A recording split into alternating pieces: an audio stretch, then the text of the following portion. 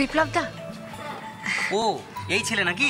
হ্যাঁ, ওর নাম জিকো, জিকো দাশগুপ্ত। বাহ, সুন্দর নাম জিকো। আচ্ছা, জিকো কে তুমি জানো? হ্যাঁ, আর্থার অ্যান্টোনিয়াস কোয়েম্বা। এই তো পারলে না, কিন্তু তোমার থেকে তো আমি এটা আশা করিনি।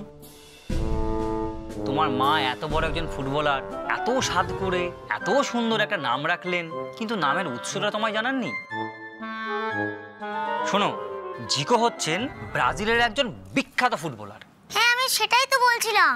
ওনার নাম হলো আর্থার অ্যান্টোনিয়াস কোয়েম্বা। 1953 3 মার্চ তিনি ব্রাজিলের রাজধানী রিও ডি জেনিরোতে জন্মান। ব্রাজিলের জাতীয় দলের হয়ে উনি 71টা ম্যাচে 48টা গোল করে অ্যাটাকিং মিডফিল্ডার ছিলেন। পেলের মতন উনিও 10 নম্বর জার্সি পরে খেলতেন। এখন তিনি জাপানের একটা ফুটবল টিমের টেকনিক্যাল ডিরেক্টর। আমাদের দেশে একটা ক্লাবেও তিনি কোচিং করিয়ে গেছে। ঠিক আছে ঠিক আছে, এবার তুমি তোমার হাইট আর ওয়েটটা মেপে নাও। এই ভাস্কর, এই বাচ্চাটার একটু মাপটাপ নিয়ে নাও তো। যাও, এটা গিয়ে ওখানে দেখাও। আপনিও যেতে পারেন।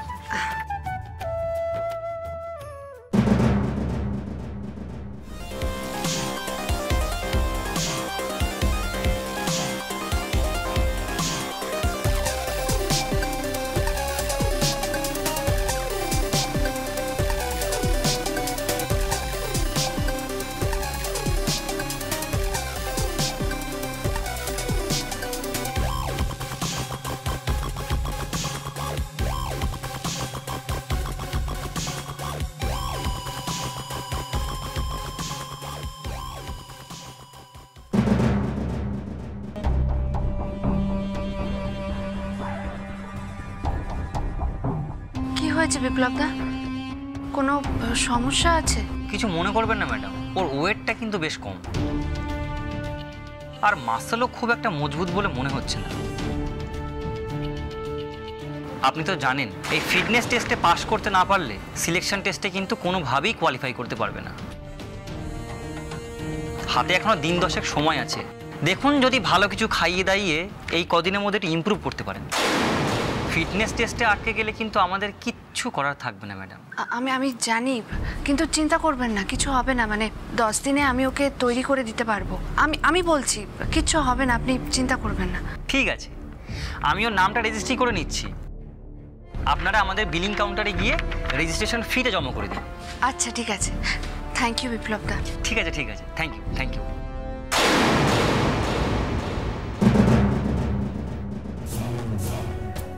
হ্যালো, গাঙ্গুলি বলছিলাম, বিপ্লব গাঙ্গুলি। হ্যাঁ বলুন। আমাদের স্যার সব কথাটা আমাকে বলেছেন। কি বলেছেন? মানে ওই জয়ী দাশগুপ্তর ছেলের ব্যাপারটা। আমাদের স্যারের সাথে তো আপনার তো হেভি রিলেশন। আসলে আমি না এত কিছু জানতাম না এতক্ষণ। কাজের কথা বলুন। জয়ী দাশগুপ্ত আর তার হাজব্যান্ড ছেলেকে নিয়ে এসেছিল। আরে আপনি তো বলেইছিলেন নিয়ে আসবে, তারপর কি হলো সেটা বলুন। বাচ্চাটার একটা খুঁত পেয়েছি স্যার, ওজনটা একটু কম। আমি আওয়াজ তুলে দিয়েছি যে এই ওজন নিয়ে এত বড় একটা টুর্নামেন্ট কিভাবে খেলবে। সিলেকশন কমিটি কিন্তু ওকে রিজেক্ট করতে পারে স্যার। যদিও নামটা আমি রেজিস্ট্রি করে নিয়েছি, কারণ আমি তো ওকে ডেকেছিলাম। তখন তো আপনাকে জানতাম না স্যার, জানলে তখনই বলে দিতাম। আর নাম নেওয়া হবে না, আপনি কোনো চিন্তা করবেন না স্যার, সব ব্যবস্থা আমি করে নেব। বড্ড বেশি কথা বলেন আপনি, এত কথা না আমার পছন্দ নয়। তার আগে ক্রিস্টাল ক্লিয়ারলি আমি একটা কথা বলেইছি, সেটা শুনে নিন। হ্যাঁ স্যার, বলুন বলুন। প্রথম কথা হচ্ছে, জয়ীর ছেলে যেন কোনোভাবেই সিলেকশন টেস্টে কোয়ালিফাই না করে। আপনি ধরে নিন স্যার, ও ডিসকোয়ালিফাইড হয়ে গেছে। যত ভালোই পারফর্ম করুক আর জয়ীর যত বড় হোল্ডই থাকুক, জয়ী দাশগুপ্তর ছেলে চান্স পাবে না। এবার আরেকটা কথাও শুনে নিন ভালো করে। জয়ীর ছেলে ডিসকোয়ালিফাই হওয়ার পেছনে আমি আছি, এটা যদি ঘুণাক্ষরেও কেউ জানতে পারে, তাহলে আমি ধরে নেবো যে এই খবরটা আপনার মুখ থেকে বেরিয়েছে। ইন দ্যাট কেস আপনাকে আমি ক্লিয়ারলি বলে দিই যে আপনার যতই হোল্ড থাকুক না কেন ফেডারেশনে, আপনার চেয়ারটি আপনি খোয়াবেন। সাথে সাথে আপনার প্রাণ সংশয়ও হতে পারে, সেটা আমি আপনাকে গ্যারান্টি দিয়ে দিচ্ছি। এই পয়েন্টটিকে আবার রিপিট করবো? না না স্যার, আমি আমি আমি পরিষ্কার বুঝতে পেরেছি স্যার, সব কাজ হয়ে যাবে স্যার। আমি এখন রাখছি স্যার।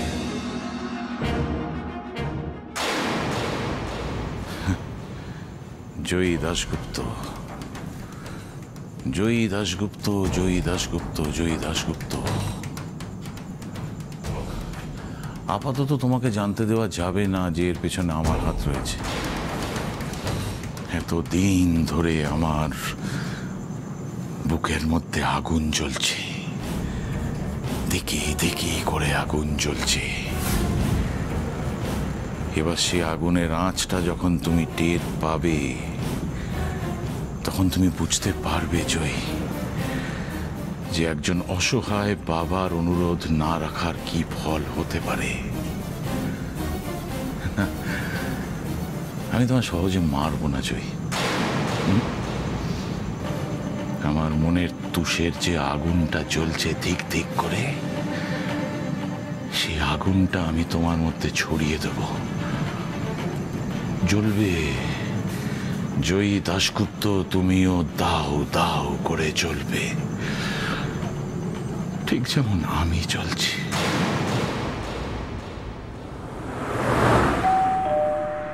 আসছি বড় বৌমা। দাদু ভাই এর বোধ হয়।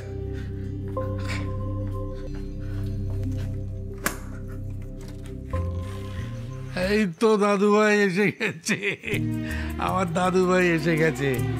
কি হলো সেখানে, কি করলে তুমি? আমি সিলেক্ট হয়ে গেছি দাদু ভাই। আরে বাবা, এবার দেখো আমি মায়ের মতন গোল দেবো। এই, তুমি চুপ করো না গো বাবা, ও এখনো সিলেক্ট হয়নি, সবে নাম এনলিস্ট হয়েছে, তবে ওকে এবার ফিটনেস টেস্ট দিতে হবে। আমি তো ফিট। আচ্ছা বাবা, তুমি ফিট, এবার চুপ করো। তুমি যাও গিয়ে দাদা ভাই আর দিদি ভাইয়ের সঙ্গে গিয়ে খেলা করো, যাও। তোমরা এসে গেছো? চিকো যা ফ্রেশ হয়ে নাও, আমি তোমার খাবার বাড়ছি। ঠিক আছে বৌমা। চলো নাও, যাও। আরে বউ, হ্যাঁ বলো। আরে কি বললো ওরা? মানে ওই অপারেশনের জায়গাটা নিয়ে কোনো সমস্যা টমস্যা নেই তো? না বাবা, তা নেই, কিন্তু ও একটু আন্ডারওয়েট আর একটু উইক। হ্যাঁ সে তো বটে। আহা সেটা হবে না। কদিন ওর উপর দিয়ে কি ঝড়ঝাপটাই না গেছে বলতো। একে তো ওর মাকে নিয়ে চিন্তা, তার উপরে একটা ঘরের মধ্যে অতগুলো বাচ্চাকে আটকে রেখে কিরকম অত্যাচারটা ওরা করেছে বলতো। কিন্তু দেখ, 8-10 দিন ভালোভাবে যদি খাওয়া দাওয়া করে, তাহলে কিন্তু আবারও চাঙ্গা হয়ে উঠবে। তুমি একদম চিন্তা করো না বাবা, জিকোর জন্য কি কি করতে হবে আমাকে বলে দিলে আমি সব তৈরি করে দেবো। কারো কোনো চিন্তা করতে হবে না ওকে নিয়ে। আরে বাবা, ওই রোজ দিন একটু স্টু খাওয়াতে হবে, তাছাড়া মাছ মাংস ডিম ফল এসব খাওয়ালে পরে 2 দিনের মধ্যে দেখা যাবে ফিট হয়ে গেছে। কিন্তু বাবা, সিলেকশনের তো আর কয়েকদিন বাকি, ওই শুনলাম মোটামুটি 10 দিনের মতো বাকি। এর মধ্যে কি ও ফিট হতে পারবে? আরে বাবা, 10টা দিন কি কম কথা নাকি? ছোট বৌমা ট্রেনিং করাচ্ছে, পারবে পারবে সব পারবে। বাবা, বাবা শরীরের উইকনেসটা কাটিয়ে উঠতে পারলে আর কোনো অসুবিধা হবে না। আর বডি ব্যালেন্সটা আর আর দমটা একটু বাড়াতে হবে। বাদবাবু, আমরা পারবো না, মানে এই কটা দিন আমি জিকোকে রপ্ত করে দিতে পারবো না এই দুটো জিনিসে। তার মানে তুমি বলতে চাইছো তুমি এই শরীর নিয়ে এই অবস্থায় মাঠে গিয়ে জিকোকে ট্রেনিং করাবে, তাই তো? হ্যাঁ মানে বলতে কি বলতে চাইছো তুমি? হ্যাঁ মানে কথার অর্থ কি? তুমি আমার কথা একবারও ভাবো না? না, এই শরীর নিয়ে তুমি যদি মাঠে গিয়ে ওর সঙ্গে পরিশ্রম করো, কি হবে ভেবে দেখেছো? যদি আবার মাথা ঘুরে পড়ে যাও, যদি অজ্ঞান হয়ে যাও, তাহলে কি হবে? আরে বাবা, জুনিয়র টুর্নামেন্ট তো এবছরই শুধু হচ্ছে না, পরের বছরও তো হবে। তো জিকো যদি পরের বছর খেলে, তাহলে সমস্যাটা কোথায়? আরে তুমি আমার কথাটা কেন বোঝার চেষ্টা করছো না বলো তো? আচ্ছা তুমি ছেলেটাকে একবারও দেখছো না? ও ফুটবল খেলবে শুনে কি আনন্দে রয়েছে, পাগলের মতো করছে। এখন যদি ওকে বলা হয় ও ফুটবল খেলবে না, তাহলে ওর কষ্ট হবে না? ওর মনের অবস্থাটা কি হবে বুঝতে পারছো? ছোট বৌমা, রিপু তো তোমাকে ঠিক কথাই বলছে। তোমার শরীরের দিকটাও তো দেখতে হবে। আবার যদি তুমি মাথা করে পড়ে যাও, তখন কি হবে? না বাবা, আর হবে না। আরে তখন কয়েকটা দিন খাওয়া দাওয়া হয়নি ঠিক মতো, তাই ওরকম হয়েছিল, কিন্তু আর হবে না। এখন আমি সুস্থ আছি একদম। তাহলে ঠিক আছে, যা খুশি তাই করো, আমার কথার তো কোনো গুরুত্ব নেই। ফালতু ফালতু বকে যাচ্ছে। আরে দেখেছো বাবা, মা দেখেছো তোমার ছেলে কেমন রাগ দেখিয়ে চলে গেল? কিন্তু রিভু যেটা বলছে সেটাও তো ফেলে দেবার নয় ছোট বৌমা। মা আমি একটা কথা বলি, মা জিকো চায় ফুটবল খেলতে। ও যবে থেকে শুনেছে ও ফুটবল খেলতে পারবে তখন থেকে ও খুব আনন্দে রয়েছে। এখন যদি ওকে বলা হয় ও ফুটবল খেলতে পারবে না, ওর মনটা ভেঙে যাবে না? আর তাছাড়াও এখন যদি ও ফুটবল খেলতে শুরু করে, ওর বেসিক টেকনিকটা জানা দরকার। ও তো সবে খেলা শুরু করছে। মা আমি বলছি, আমার মনে হচ্ছে জয়ী একদম ঠিক কথা বলছে। আর ও যখন বলছে যে ও সুস্থ আছে, রিভু শুধু শুধু এরকমভাবে রাগ করে চলে না গেলেই পারত। ওটা নিয়ে তোমরা ভেবো না, আমি এক্ষুনি ওকে গিয়ে বুঝিয়ে বলছি। ও ঠিক বুঝবে, ঠিক মেনে নেবে আমার কথা।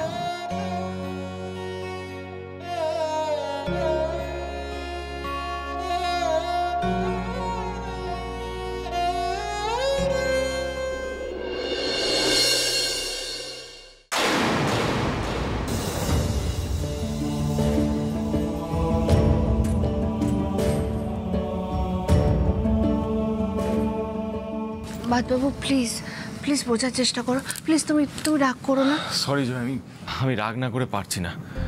সত্যি তো আমি দেখলাম জিকো আমাদের সত্যি খুব উইক। কি করে খেলবে বলো তো? আর মাত্র 10 দিন বাকি। তুমি কি এমন নিউট্রিশন ওকে দেবে বলো তো, যাতে ও 10 দিনের মধ্যে ফিট হয়ে যায়? কি খাওয়াবে ওকে? তুমি কি ম্যাজিশিয়ান না ভগবান? অসম্ভব ভাবনা চিন্তা তোমার। হয়তো তাই।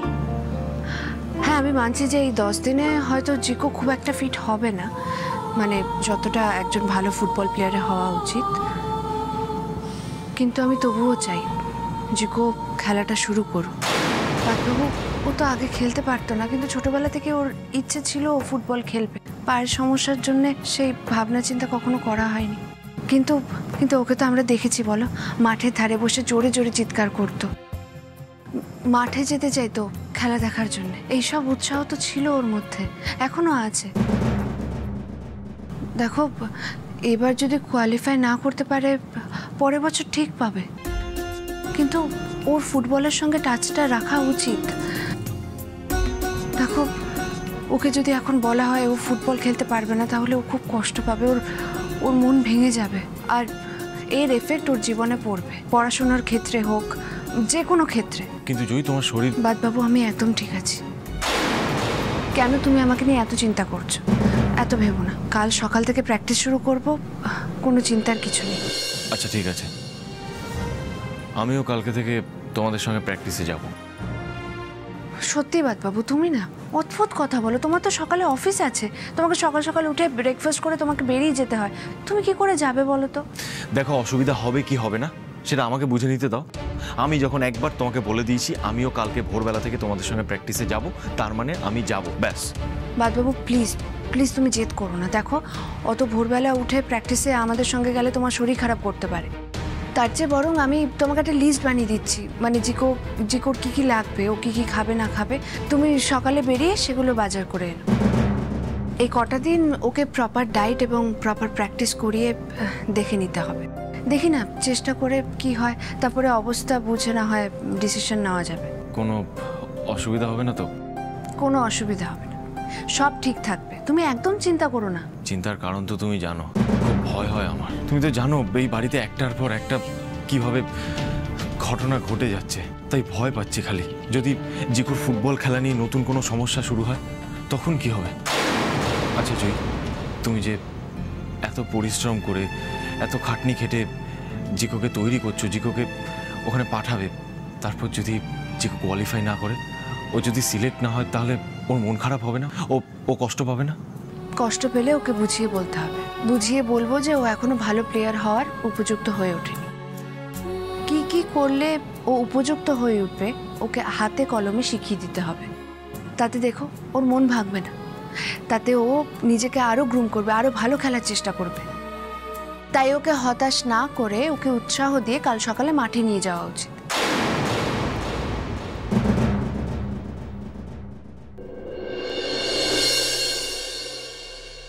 বর্দি ভাই বলো। বলছি যে আমরা বেরোচ্ছি। না খেয়ে কোথায় বেরোচ্ছ? জিকো তো কিচ্ছু খায়নি। জিকো এ নাও দুধটা খেয়ে নাও। কি জিম্মা, আমাকে দুধ খাওয়াচ্ছ কেন? দুধ খাওয়াচ্ছি কেন মানে? দুধটা খেতে হবে তো নাকি? আমার দুধ খেলে গন্ধ লাগে। লাগুক, তাও খেতে হবে। আচ্ছা, দুধ না খেলে গায়ে শক্তি হবে কোথা থেকে? আর শক্তি না হলে তুমি দৌড়বে কি করে? তাহলে তো ফুটবল খেলতে পারবে না ভালো করে। আমাকে একটা কথা বলো তো, তুমি ফুটবল খেলতে চাও তো? হ্যাঁ হ্যাঁ চাই তো। দেখতে পাচ্ছ না ফুটবলটা নিয়ে এসেছি। তাই জন্যই তো বলছি, ফুটবল খেলতে গেলে গায়ে কত জোর লাগে জানো? আর যদি তুমি ঠিকঠাক না খাও তাহলে গায়ে ওই জোরটা আসবে কোথা থেকে শুনি? এ নাও, দুধটা খেয়ে নাও তো, ধর।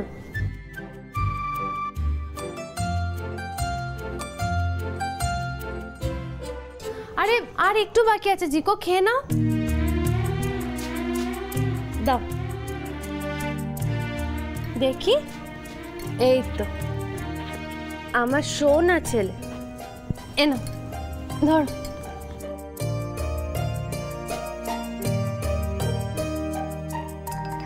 চল জিকো, দেরি হয়ে যাচ্ছে, আসছি। সাবধানে যাও। টাটা জিম্মা। টাটা।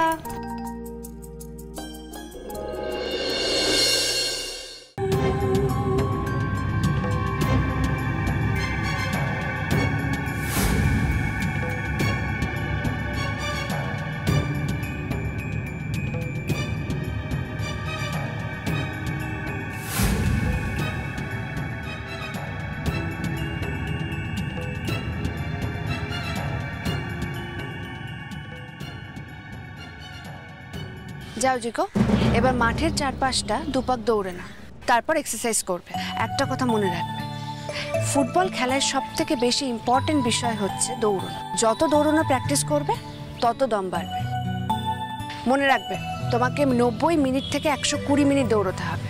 তবে তুমি তো এখন ছোট, বাচ্চাদের অতক্ষণ খেলা হয় না। 30 মিনিট দৌড়ানোর অভ্যেস করলেই চলবে। আর হ্যাঁ, জোরে দৌড়ানোর দরকার নেই। আজ 2 পাক, কাল 3 পাক, পরশু 4 পাক, এভাবে বাড়তে বাড়তে যাবে। যাও, শুরু করো এখন।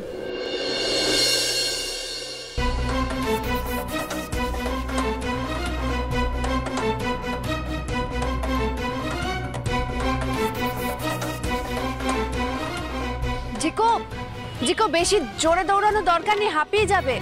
আস্তে আস্তে দৌড়াও, জগিং করো।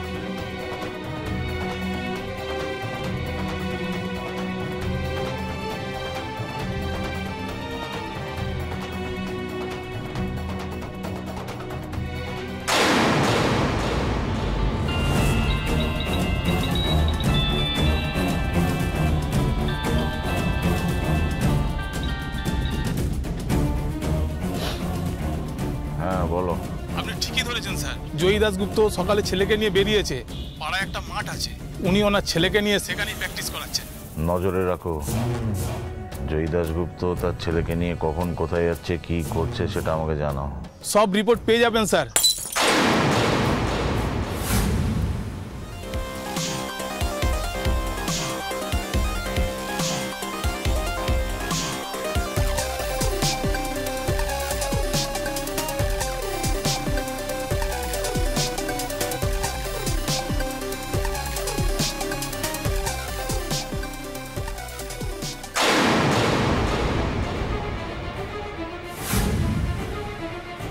মাম্মাম, মাম্মাম কি করে পড়ে গেছিস তুই? হ্যাঁ দেখি, ওঠ।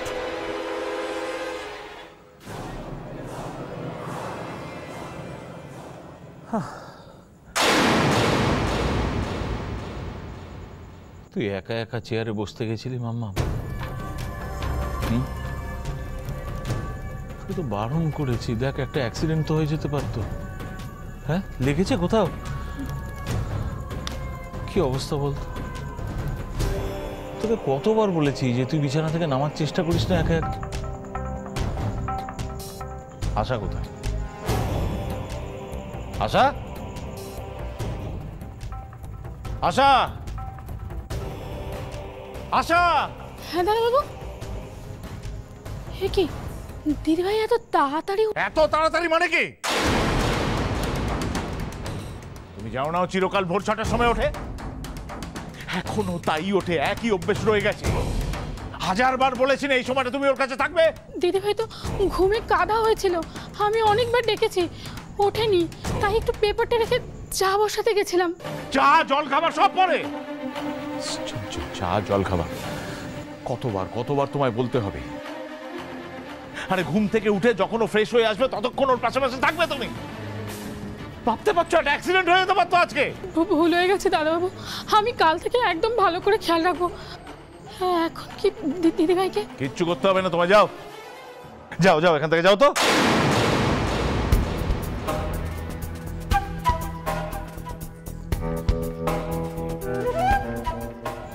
মারে মা, কি হলো মাম্মা? এই দেখো তুই আমার উপর রেগে গেছিস। আরে বাবা আমি কি করলাম? আমার উপর এত অভিমান কেন?